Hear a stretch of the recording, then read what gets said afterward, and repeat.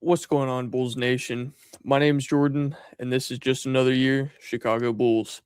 Today, we got a potential guy that could be picked up in free agency if the Bulls are interested in him and can, get a deal done. We're talking about Walker Kessler of the Utah Jazz today. We're going to talk about some strengths, some weaknesses, what value he would bring to the team. Um, about what he's looking for a contract wise, money wise. But before we get into that, hit that like button if you're excited for this Bulls rebuild and this new look Bulls, new front office, all of that, ready for the season to start. So let me tell you, break down a little bit about Walker Kessler at the moment. 24 years old.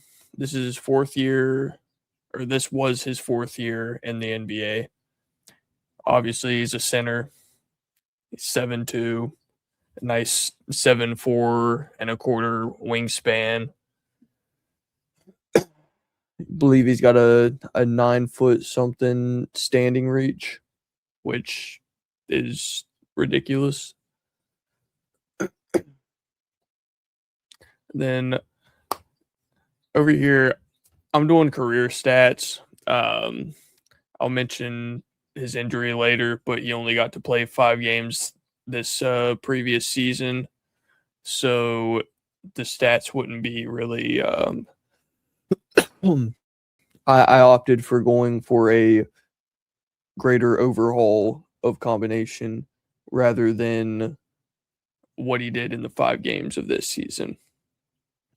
So over those 4 years with the Jazz, he averaged 25.3 minutes per game, shot 68.1% from the field, averaged 9.5 points per game, an assist, 1.2 assists per game, 9.3 boards, 2.4 blocks, and half a steal over those 4 years, and I believe 201 games throughout those 4 seasons he played.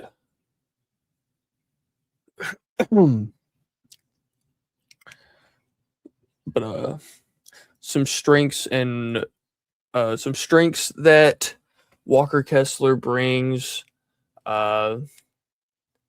just the strong parts of his game, of his skill set.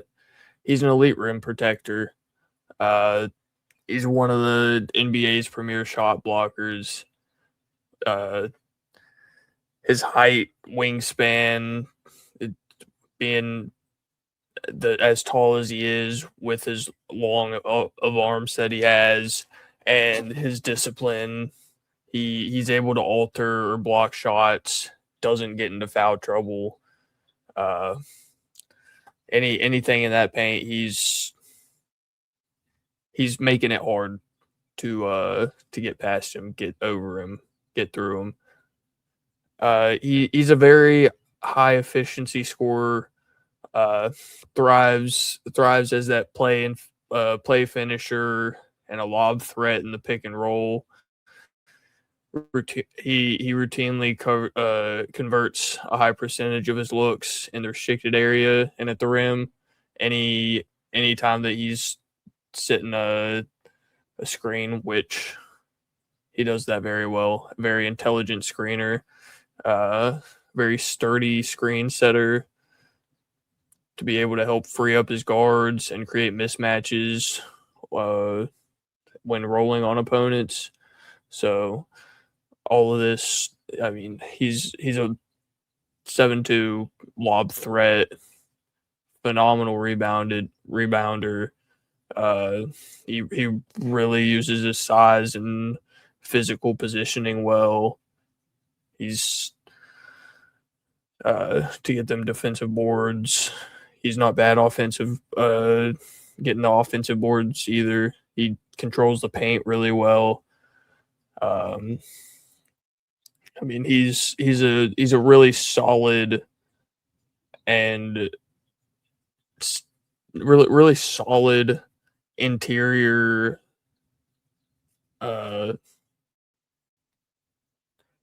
really solid interior and on both the offensive and the defensive end.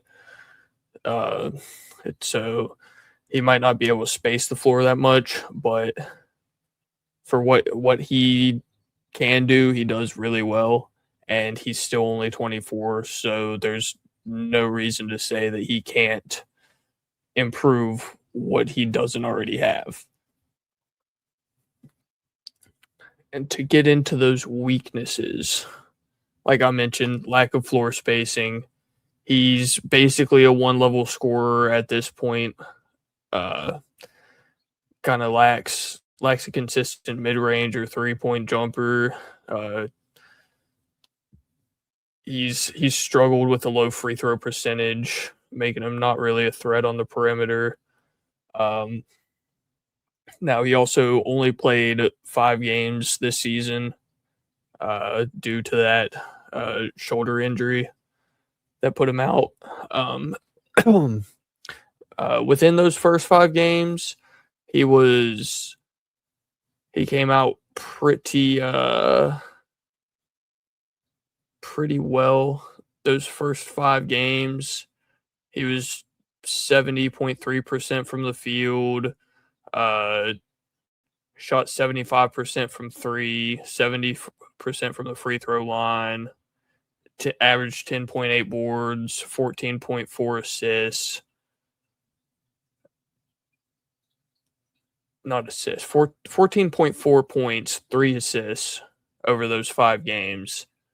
So he came out strong during those first 5 games of the season. And he finished the end of last season pretty well, in my opinion. I mean, it was looking like he was really starting to pick up offensively, get more consistent, have those better looks, be able to knock down those looks that he wouldn't typically be taking.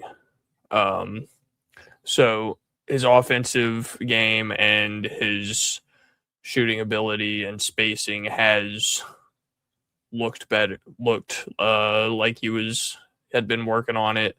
So I'm not really worried about that. His perimeter defense is another weakness. He's an outstanding paint defender, but he can struggle when switched on to quicker guards and wings on the perimeter. That's just something that, to me, I shouldn't be switching my 7-2 center onto a 6'4 guard and vice versa. In any situation, you got to fight through and stay on your man most of the time. There's going to be occasions where that's just not applicable, but you got to do what you can to stay with your man, and mismatches happen. But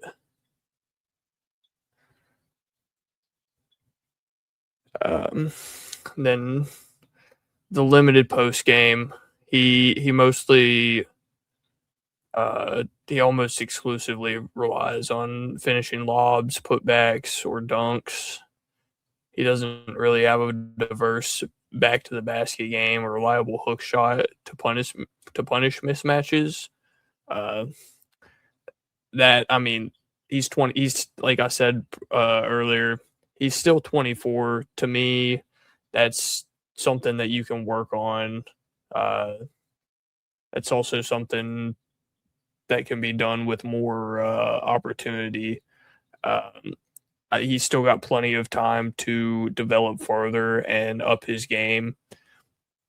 So I'll get into another reason why I think that he would be a great pickup in free agency in just a moment. But another weakness is that left shoulder injury. I know some people are kind of hesitant to look into him because of that shoulder injury, and some people don't think that he's improved very much since his rookie year. I feel like he's done a good bit of improvement, but there's always more room for improvement, no matter who you are. But that shoulder injury, he underwent season-ending left shoulder surgery, which repaired a labral tear. That was performed on November 6th of 2025. That torn labrum is something that I've seen and heard worry people. I don't think that it'll affect him too much. I mean, it's definitely not a fun thing to deal with. And eventually, yeah, sure, he'll probably see some issues or something with his shoulder, but I don't think that that's going to affect him or his career or the way that he goes about playing or affect his skill or anything like that to me. So I don't see the shoulder injury as that big of a deal as to like a leg injury or something of that caliber. But my thoughts on Walker Kessler. I think that he could be potentially the best signing that the Bulls could make in free agency if they can get him here. It's his projected salary is about somewhere between 25-30 million a year. I mean, you would offer him the full 4 years. I would be willing to match whatever the Jazz would throw. Or throw a number that you either think the Jazz might match, or you throw something that you don't think the Jazz will match if you really want him that bad, which I would be okay with. I think he would very much benefit the Bulls. I think having a primarily a defensive-minded big man on the Bulls is something that they have lacked for the past 6 years. I think it would be a good change of scenery, a good change of pace, not only for the guys we have, but also Walker Kessler. Because the Jazz are going to be a good team this year. They're going to be a surprisingly good team, especially if Walker Kessler stays there. But I think there is a world where Walker Kessler walks away from the Jazz. I think with him still only being 24, this is going to be his first free agency because he was still on his rookie contract. So, and with the Bulls being rebuild, Bryson Graham has preached player development. Him only being 24, him being just still expanding that offensive range and offensive part of his game, I think he would benefit a lot from coming to the Bulls, being in that developmental focus. But that, to me, I like Kessler as a player. I liked him in Utah with Markkanen and George, but I think either way, getting Kessler, not getting Kessler, intending on throwing an offer at Kessler or not, you draft a big in the draft, you throw an offer at Kessler, and then you evaluate what guys are already on the roster that you want to keep around. Maybe since let Collins come back and maybe see just I don't know, get those bigs that we do have, Sticks, Collins, Richards, let them fight out for some minutes, get Kessler in here, make Kessler force those guys or those guys force Kessler to play harder, and would force whatever big to really put that extra work in, because he would have guys to work against and be able to learn from, for one, and get bits and pieces of everyone's game and play styles, and they would help each other develop help each other develop. And to me, throwing an offer at Walker Kessler to me is probably the best big in this free agency class. I prefer Kessler over throwing an offer at Duren. I can't remember the other free agent name, the other name that was thrown around for the Bulls for free agent big, but to me, Kessler is the number one name. I would be the happiest with Kessler out of the free agency bigs. And I would be happy and willing to use the cap space that he's expected to be wanting. So those are my thoughts on Walker Kessler. I think the defensive big, rather than what we've seen in the past few years with Vooch being our really almost only big, I think it would be a nice change of scenery, not only for us, but for, say, Modest and Giddey and whoever else ends up staying, or whoever we end up picking up. But those are my thoughts on Walker Kessler and why he would be a good free agent for the Bulls. But those are just my thoughts. Those are what I think. I'm also interested in what you guys think. If you guys think Kessler would be a good free agent signing for the Bulls, or if you guys would rather not send Kessler an offer and maybe do something else with the cap space, maybe look at going after a different position, maybe a different guy in that center position. But let me know in the comments what you guys would do about Kessler, and if there would be someone else that you would prefer. And with that being said, we are just about at